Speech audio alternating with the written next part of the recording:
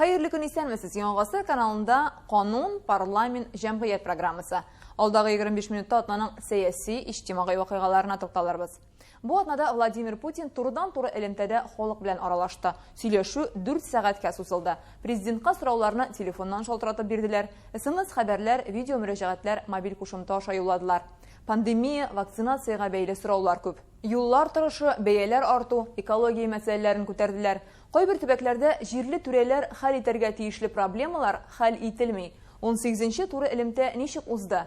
Prezidentinin cevapları Gülnaz Sayfetdinova күзәтүендә. Здравствуйте.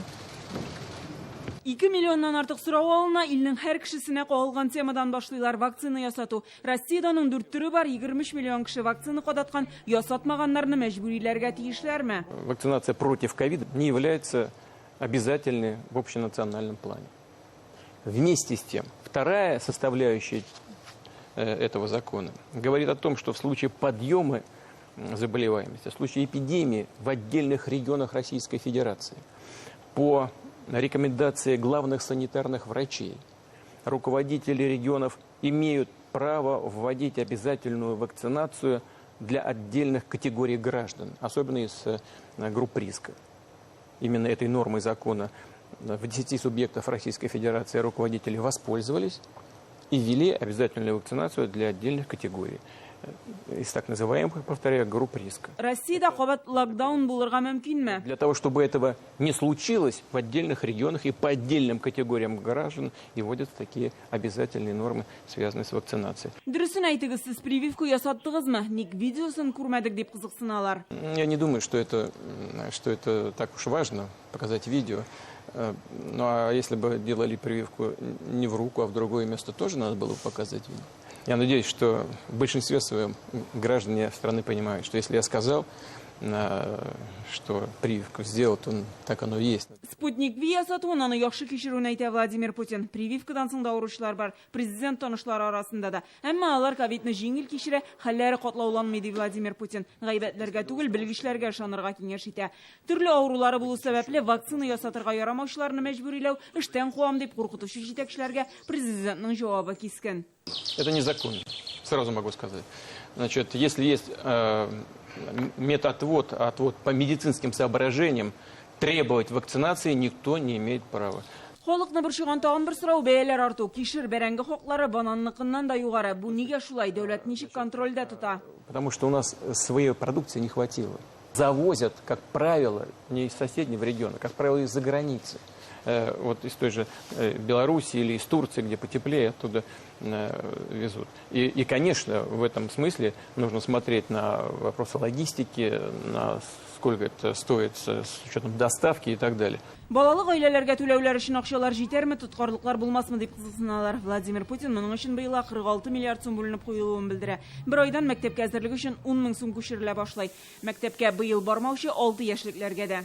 Я считаю, что, и уверен, меня в правительстве услышат, что нужно платить всем, в том числе и семьям, где 6-летние дети, даже если они в этом году в школу не пойдут. Но просто обращаю внимание родителей, что это же разовая выплата, и поэтому те деньги, которые будут получены в этом году, даже если ребенок не пойдет в школу, все-таки нужно использовать на то, чтобы подготовить его к школе в следующем году.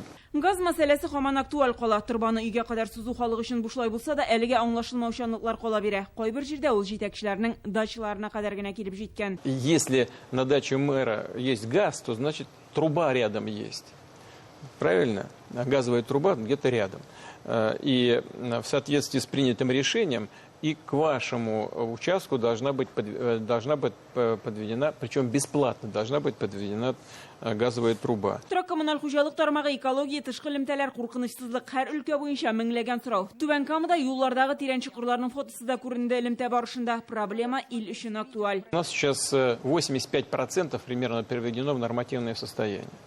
Значит, к 2024 году 50% региональных трасс должно быть приведено в нормативное состояние. Мәктәпләр торак төзү, экология, шүп реформасы да читтә калмый. Кайберәүләр шүплекләр яна аерып җыйган калдыкларны да бергә түгәләр дип зарлана. В ближайшие годы мы должны запустить и мусоросжигающие заводы. Хотя и здесь наверняка есть проблемы. Я знаю, что многие граждане, которые проживают в тех местах, где предполагается строить эти заводы, они тоже, значит, напряжены, и у них тоже возникает много вопросов. Хотя хочу обратить ваше внимание, что ни в одной стране мира просто без утилизации подобным образом обойтись невозможно. А есть просто предметы, которые невозможно уничтожить, кроме как сжиганием. Билгеле 4 сәгать içinde Владимир Путин барысына да җавап биреп бетерә алмый, әмма бу мөрәҗәгатьләр эшкә алына. Почему не заставить всех губернаторов проводить прямые линии, как у вас, ежегодно или раз в квартал? Это сняло бы ряд вопросов к президенту. Ну, кстати, главы некоторых регионов уже устраивают такое общение, правда, в основном через социальные сети. Такой опыт был в Москве, Татарстане, в Петербурге и не только. Ну, я думаю, что это никому не помешает, потому что вот такое прямое общение, оно важно не только потому, что люди имеют возможность первому лицу государства либо региона задать вопросы, но еще важнее то, что происходит, я об этом много раз говорил, происходит выборка наиболее актуальных проблем, которые волнуют граждан. 2019 елдагы тур эфирдан соң 500 мең мөрәҗәгать эшкәртелә, кайберләре шунда ук икенче бер сорауларны хәл итү өчен норматив базаларны, төбәк бюджетларын үзгәртү кирәк. Ничек кенә булмасын, сораулар игътибарсыз калмый. Президентның үзенең чыңгашмаган хыялы белән дә кызыксыналар. Надо думать о хорошем, и тогда это хорошее материализуется. Ил президенты белән турыдан-туры элемтә вакытында Россия халкы икътисад, медицина, торак коммуналь хуҗалыгы, экология, мәгариф өлкәсенә кагылышлы мәсьәләләрне күтәрде. Алар Татарстан өчен никадәр мөһим. Без бу сорау белән белгечләргә мөрәҗәгать иттек. Вакцинацияга альтернатива бүген юк. Һәрбер хастаханәдә медицина үзәгендә бүген карасагыз, реанимациядә вакцинациядан соң кеше юк. Бүген реанимациядә һәм бик авыр хәлдә вакцинациясыз кеше. Һәм ни өчен дип әйтсәгез, вирус вакцинациядан соң кешегә ул авырлыкны бирмәй. Һәм вакцинация булмаса, авырлыгы аның прогноз биреп булмый. Вот такой вот более живой формат, он интересен. Ил президенты белән аралашуның шушы форматы ул кызыграк та, дөресрәк тә дип уйлыйм. Кайбер мәсьәләләр шунда ук хәл ителә. Мәгариф темасын алсак, бүген һәр төбәккә диярлек мәктәпләр кирәк. Әйтик, Казанда ел сайын 1 сентябрьгә белем йорты ачыла. Бер генә түгел, 1000 ярым балага исәпләнгән зур мәктәпләр. Шулай да урыннар җитешми. Ярчалда да, Түбән Камада да, башка шәһәрләрдә дә кирәк. Аларны төзү өчен финансларны республика бюджетыннан гына түгел, федераль бюджеттан да җәлеп итәбез. Вопросы жилищно-коммунального хозяйства входят в приоритетные вопросы. Торак коммуналь хезмәтләре, медицина, төзелеш, юллар кебек өстенлекле өлкәгә керә. Бу тема һәрвакыт актуаль һәм күп кенә кешене борчый. Чөнки аларны урыннарда хәл итә алмыйлар. Бу проблемалар бүгенге тур эфирдан соң җайга салыныр, төбәк җитәкчелегенә һәм эшне башкаручыларга тапшырылыр дип уйлыйм. Газ мәсьәләсе инде ул һәрбер кешегә дә бик кирәкле әйбер. Безнең республикабызда әйтергә була 98-99% безнең тораклар йортлар газлаштырылган, безнең газ трубалары килгән, кешеләр газдан файдалана. Ну, алай да менә безнең хәзер республика үтәне үсә, яңа поселоклар чыга, ул күбрәк шәһәр тирәсендә. Менә бу яңа үсеп килә торган поселокларда ул сорау билгеле безнең бар. Президент озвучил о том, что... Президент 5 шүп яндыру заводы төзелә диде. Аның берсе Татарстанда. Владимир Путин аны төзү буенча кешеләрнең сораулары туады.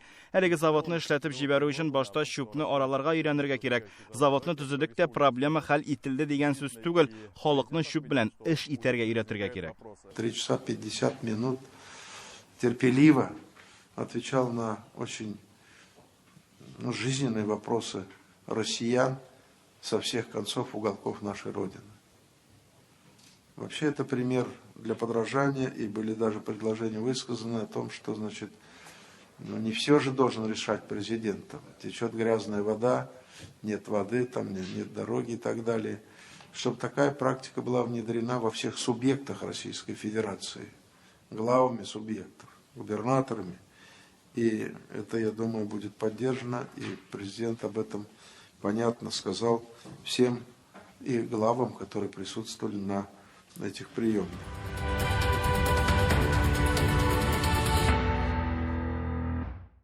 Россия президенті Владимир Путин утлы құралға лицензия алу қағидаларын үзгәрту хақында законны имзалады.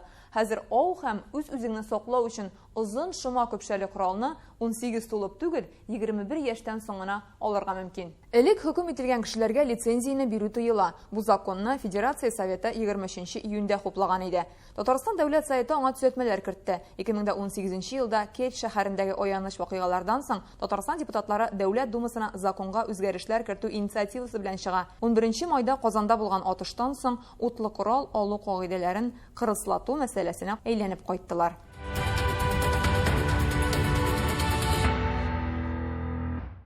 Дәүләт советының чираттагы сессиясе 8 июльгә билгеләнде. Бу хакта пәнҗешәмбе парламентның президиум утырышында билгеле булды. Көн тәртибенә 17 мәсьәлә чыгарыла. Бу 5 республика законы һәм Хисап палатасы рәисенең чыгышын тыңлау планлаштырыла. Утырышта җир экология кодексына ришвәтчелеккә каршы көрәш турында законга үзгәреш кертү планлаштырыла. Депутатлар гидрометеорология һәм әйләнә-тирә мөхитне күзәтү идарәсе җитәкчесе чыгышын тыңлаячак. Бу сессиядан соң халык вәкилләре җәйге ялга китә. Фәрит Мөхәммәтшин комитет җитәкчеләренә ярты еллык эшчәнлек буенча нәтиҗә ясарга кушты. Ул үзе парламент эшчәнлеге буенча чыгыш ясаячак. Уже начали подводить итоги в комитетах, во фракциях. Миргалимов вчера проводил итоги, подвел деятельность фракции. Юрий Земельевич планирует подвести фракции. ТНВ надо это сделать.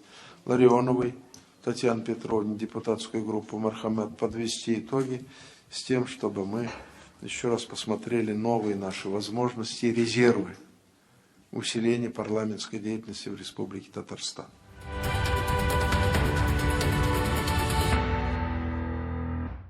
Бу атнада дәүләт советы тормышы депутатлар эшчәнлегендәге кайбер вакыйгалар турында кыскача безнең махсус сәхифә парламент көндәлеге.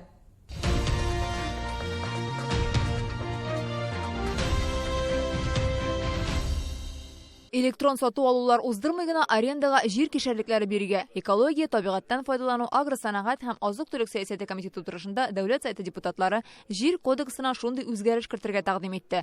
Мәҗбүри аукцион үткәрмәү, кунакханә, шифаханә, туристлык базалары хуҗалары кебек инвесторларны кызыксындыру һәм җәлеп итү мөмкинлеге бирәчәк. Бу исә үз чиратында экотуризм проектларын тормышка ашыруны тизләтәчәк һәм туристларны артуына китерәчәк ди депутатлар. Комитет рәисе Азат Хамаев билгеләп үткәнчә, хәзер дөнья базарында экотуризм 25% тәшкил итә, ә Россиядә нибары 2% кына. В настоящий момент во всем мире активно развивается... Хәзер бөтен дөнья буенча табигатьтә ял итүчеләр саны арта. Экотуризм юнәлешен халыкның 30%-ка якыны сайлый. Татарстанга килүчеләр арасында да туроператорлардан нәкъ менә шушы мөмкинлекне тудыруны сораучылар күп. Амбулатор поликлиника шартларында беренчел медицина ярдәме күрсәтү һәм балалар, яшүсмерләр спортын үстерү. Бу мәсьәләләр Дәүләт советының социаль сәясәт комитеты утырышында каралды. Республикада беренчел звеноны яңарту программасы гамәлдә. Аның буенча быел 39 объектны төзү һәм ремонтлау күздә тотыла. 400дән артык транспорт алыначак, әмма тармакта хезмәткәрләр җитми. Кытлык аеруча район һәм авыл җирлекләрендә бүген 900 табиб кирәк. Также в рамках национального проекта Ил күләм проект кысаларында яңа төр медицина оешмасын булдыру программасы тормышка ашырыла. Бу нигездә авыруларны кабул итү, документ әйләнеше, диспансеризация, анализлар, тикшерүләр узу вакытына кагыла. Әлегә бу мәсьәләдә җитешсезлекләр бар. Шунлыктан Казан медицина университеты белән берлектә табиблар өчен укыту программалары оештырыла. 19 сентябрьдә Дәүләт Думасына сайлаулар белән бер көнне Татарстан Дәүләт советының Азияны һәм студентлар бер мандатлы округларында да депутатлар сайланачак. Кайбер җирлекләрдә муниципаль сайлаулар булыр дип көтелә. Бу турыда парламентның дәүләт курылышы һәм җирле үзидарәләр комитеты утырышында җиткерделәр. Киләсе сайлауларның төп үзенчәлеге 3 көн буе тавыш биреп булачак. Тик бу муниципаль сайлауларга кагылмый. Татарстанда барлыгы 65 территория сайлау комиссиясе, 2764 сайлау участогы эшләячәк.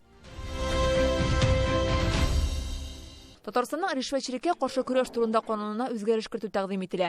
Закон проектына төзәтмәләрне Дәүләт советының законлылык һәм хокук тәртибе комитеты утырышында карадылар. Аларны депутат Игорь Бикеев әзерләгән. Ул Татарстанда дәүләт хезмәтендәгеләрдән тыш муниципаль хезмәтне башкаручы затларның да хокукларын һәм ирекләрен чикләү мөмкинлеген тануны күздә тота. Пассажир ташучыларга субсидиялар бирү турында закон проектын эшләүне тизләтергә Татарстан дәүләт сайтының торак сәясәте һәм инфраструктура үсеше буенча комитеты утырышында шул хакта сөйләштеләр. Ул Казанның энергетика оешмасында күчмә форматта уза. Шулай ук анда җылылык өчен тарифлар инфляция күләменә бәйле булу турында сүз барды.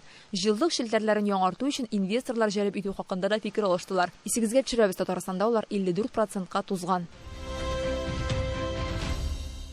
Дәүләт Думасы депутаты Ольга Павлова физик тәрбия дәресләренә караган мәсьәләләр белән мөрәҗәгать итүчеләрне тыңлады. Анда Мәгариф министрлыгы, КФУ һәм Идел буе физик тәрбия, спорт һәм туризм академиясе вәкилләре дә катнашты. Татарстанлылар әзерлекле физкультура укытучылары җитмәүгә зарлана. Мәктәпләрне спорт җиһазлары белән тәэмин итү һәм авыл мәктәпләре спорт залларына ремонт кирәк диләр. Бу мәсьәләләрне илкүләм проектлар аша хәл итеп булачак.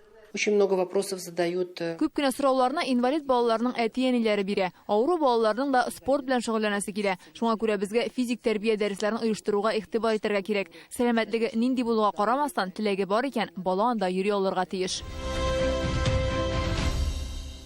КПР фракциясе әгъзалары ярты еллык эшчәнлеккә нәтиҗә ясады. Язгы сессиядә КПР вәкилләре 4 утырыш, торак-коммуналь мәсьәләләренә багышланган 2 түгәрәк өстәл үткәрә. Сентябрьдә узачак Россия Дәүләт Думасына сайлауларда Татарстан коммунистлары партия исемлеге буенча һәм 1 мандатлы округлардан кандидатларны раслаган инде. Партия исемлеген Артем Прокофьев җитәкли. Ярты ел эчендә сайлаучыларыннан 223 мөрәҗәгать кабул итәләр. Халык үзүрләре буенча эш сайлау алды программасына нигез итеп алынган. Анда социаль проблемаларны хәл итү, яшьләргә патриотик белем бирү, иминлекне тәэмин итү кебек бүлекләр дә бар. Патриотическое воспитание, духовное воспитание именно или безнең сайларга, или безнең тарихын белергә, или безнең тарихын защищать итәргә, культураның әһәмиятен күтәрергә. Менә балалардан сорыйбыз без, нинди китап укыдыгыз? Китабын да белмиләр, язучысын да белмиләр, эпохасын да белмиләр. Көчләүне, жесткость, жестокостьны бетерергә кирәк интернетта, телевидениеда.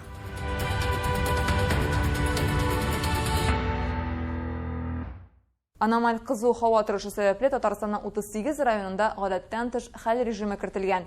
Иген уңышы көтелгәннән күпкә азрак булырга мөмкин.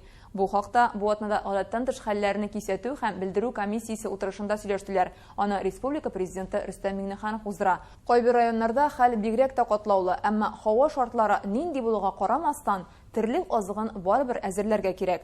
Кайсы җирлекләр хәлдән ничек чыгарга җыена? Гадәттән тыш хәл режимы кертелү хуҗалыкларга нинди мөмкинлекләр бирә? Бу хакта безнең репортаж.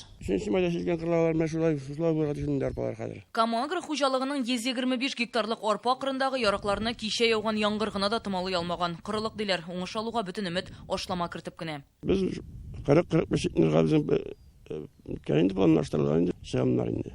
Менә 12 сентнер, 10 сентнер урожай алырга була инде елында. Бөтен район күләмендә шуңа охшаш хәл. 76 мең гектар чәчү мәйданының 30% инде 2 ай бөтенләй яңгыр күрмәгән. Узган елгы урожайны алып булмый точно 100% инде ул. Шуның 50%-ны алсак бик әйбәт булыр. 20 гектар көтәбез инде, центр гектар. Татарстанның гадәттән тыш хәлләрне кисәтү комиссиясе утырышында бүген нәкъ менә кырылык темасына багышланган иде. Июньдә һава торышы аномаль булды дип белгечләр. Осадков выпало. Соңгы атна эчендә явым-төшемнәр 12-дән алып 46 мм-га кадәр булды.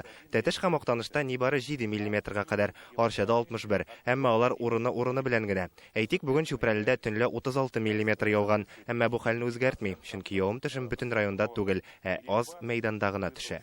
Идел буе федераль округында вазгыять бигрәк тә Башкортстанда катлаулы. Шулай ук Самара, Ульяновск һәм Оренбург өлкәләрендә дә яңгыр аз яуган. Татарстанда бүген җирнең сөрелгән катламында дым 10 мм-дан да азрак. Бу куркыныч күрсәткеч дип белгечләр. Кырылык һәм аномаль кызу һава торышы Татарстанның 38 районында теркәлгән, шуңа күрә әлеге җирлекләрдә район дәрәҗәсендәге гадәттән тыш хәл режимы игълан ителде.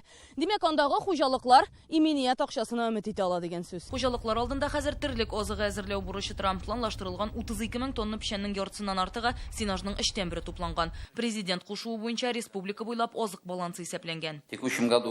Быел 23 район үз терлекләрен җитәрлек күләмдә азык белән тәэмин итә ала. Шул ук вакытта кызыл зонадагы хуҗалыкларда хәл кискен. Шәхси хуҗалыклардагы печән, салам белән тәэмин итү дәрәҗәсе 90%-ка җитә. Кайбер зур агрохуҗалыклар халыкка ярдәм итү максатыннан азыкны чит төбәкләрдә, Мариэлдә, Киров өлкәсендә әзерли башлады. Рөстәм Миңнеханов та азык әзерләүгә аерым игътибар бирергә кушты. По личным подворью выдали, там ряд районов как бы обеспечено, а вот там, где обеспеченности нет, Оперативный штаб в ежедневном режиме должен работать в части кормов и для общественного сектора и для личного подворья. Татарстанда бүген 450 мең гектар мәйданда үзәннәр бар. Аларны тикшереп, анда азык әзерли башларга күрсәтмә бирелде. 25 июльгә кадәр сыер тотучы шәхси хуҗалыкларга субсидия бирү буенча гаризалар кабул ителә. Бу терлеккә азык әзерләргә дә баш санын киметмәскә дә ярдәм итәр иде, ди белгечләр.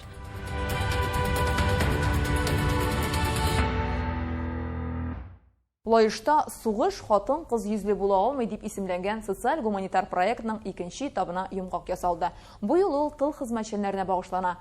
Сугыш вакытында тормыш йөген үз җилкәләрендә тарткан хатын-кызларның батырлыгы игътибардан читтә калырга тиеш түгел, ди мәрхәмәт хатын-кыз депутатлар. Гимназия работала в свое время 34 труженицы тыла. Лайышның беренче гимназиясе тылда эшләгән укытучылар турында аерым бер проект ясаган. Сугыш вакытында районда 7 белем йорты була, 64 укытучы эшли. Алар балаларга белем бирергә дә элгәрәк колхозда да хезмәт куя. Укытучылар белән, укучылар белән, балалар белән, ата-аналар белән шушы проектта бик теләп катнаштылар. Исследовательский эшләр алып бардылар, эзләнү эшләре. Бүген Лайышта сугыш хатын-кыз йөзле була алмый проектының икенче этабына нәтиҗә ясалды. Һәрбер район үз хезмәтләре белән уртаклашты. Мы увидели. Китапханәләрдә бик кызыклы мәгълүматлар эзләп тапкан. Бөек Ватан сугышы вакытында хатын-кызларның кайда эшләүләре, нинди китаплар укуы, күбрәк кемнәр килүен тасвирлаганнар. Чөнки ул вакытта китапханә күпләр өчен очрашу, аралашу һәм бушану урыны да булган. Чарага Лайыш районында яшәүче тыл ветераннары да чакырылган иде. Биредә шундый 208 хатын-кыз исәпләнә.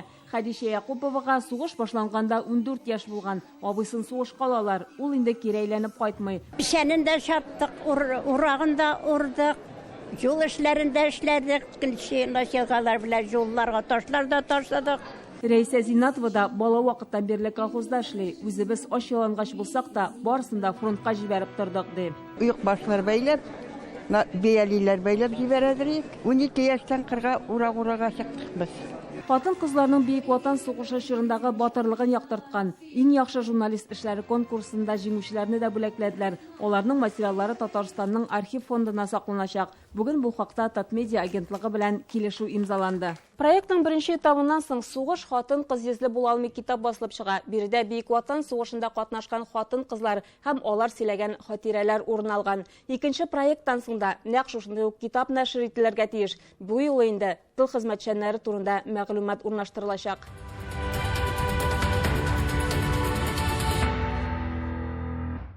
Татарстан дәүләт сайтында чыгарылыш кичәсе 175-нче гимназия укучыларын олы тормыш юлына озаттылар. 11-нче А сыйныфында укучы 28 бала кулларына аттестат алды. Кулларында чәчәк бәйләмнәре, күзләрендә яшь. Бүген 175-нче гимназиянең 11-нче А сыйныфы укучылары өчен бу соңгы уртак тантана. 28 малай кыз мәктәпләре белән саубуллаша. Экранда бәйрәмчә киенгән нәни кызчыклар, кечкенә малайлар фотолары, залда инде җитлеккән егет-кызлар. Юля белән Лиза кечкенәдән дус, икесе дә гел бишле билгеләренә генә укыган. Аттестатларны иң беренче булып алар кебек уку алдынгыларына тапшырдылар. Очень грустно. Мәктәбемне бик яратам, шуңа моннан китәсе бик моңсу. Укырга да ярата идем, әмма алга барырга, үсәргә кирәк, тормыш бара. Потрясающий год. Мәктәп еллары иң күңелле чор булып истә калачак. Мин монда 7-нче сыйныфтан башлап укыдым. Гимназиямны бик яратам. Юля архитектор, Лиза тәрҗемәче булырга җыена, ә менә Зарина Миңлегылова тормышын медицина тармагы белән бәйләргә ниятли. Табиб булырга җыена, Казанский государственный медицинский университетка керергә. Әни белән минем табиблар һәм бүтән гаиләм тагын табиб. Бүген минем иң бәхетле көнем. Улы кызым гимназияны битерде. Исән саулык, озын гомер телим. Барыбызга да телим. Укучыларны тантаналы бәйрәмнәре белән бүген Татарстан Дәүләт Советының мәрхәмәт хатын-кызлар берләшмәсе котлый. Аттестатларны да шәхсән үзләре тапшыра. Минем беренче теләгем мәктәбегезне, яраткан укытучыларыгызны ешрак искә алыгыз. 175-нче гимназия укучылары бит без дип горурланып йөрегез. Әти-әниләрегез өчен сез билгеләрегез нинди булуга карамастан иң яхшы бала. Аларга күбрәк рәхмәт әйтегез. Айырылышу авыр, сез минем өчен укучылар гына түгел, якын кешеләр, туганнар, терәкләрем минем. 11нче сыйныфта күңелле мизгелләр күп булды. Бер-беребезнең кадерен белеп, күбрәк елмайдык, азрак бәхәсләштек. Һәрберегез зур энергия чыганагы. Чыгарылыш бәйрәменең дәүләт советында узуы юктан түгел, парламентта бу матур гореф-гадәт соңгы елларда кергән. Һәм кем белә, бәлки бу малай кызлар берничә дистә елдан бирегә кабат әйләнеп кайтыр әле. Әмма инде укучы булып түгел, ә депутатлар вазифасында.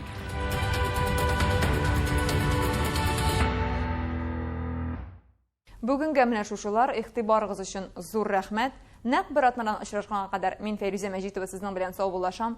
Кануннарны белегез, парламент тормышын күзәтегез. Сау-сәламәт булыгыз.